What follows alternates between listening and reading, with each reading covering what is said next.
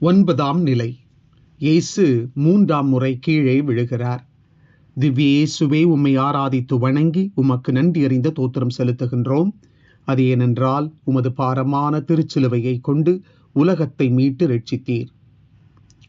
மீண்டும் மீண்டும் விழுந்து கிடக்கும் இக்கோர காட்சியை காணும் உன் கண்கள் இரக்கமற்றவையா?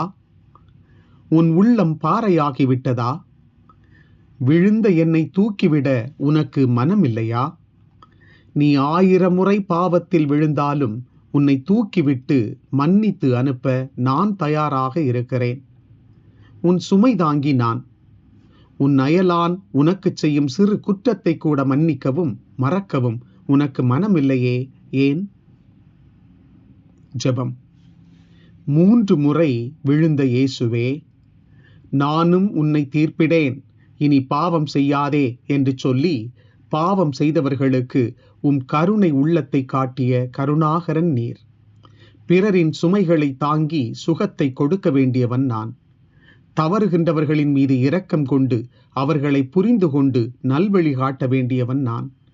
இப்படி செய்யும்போது மீண்டும் மீண்டும் பாரம் தாங்காமல் கீழே விழும் பாரச் சிலுவையை இறக்கி வைக்கும் பணியில் உமக்கு உதவுகிறவனாய் நான் மாற முடியும் என்பதை உணரச் செய்யும். ஆமென். எங்கள் பேரில் தயவாயிரும் சுவாமி, எங்கள் பேரில் தயவாயிரும்.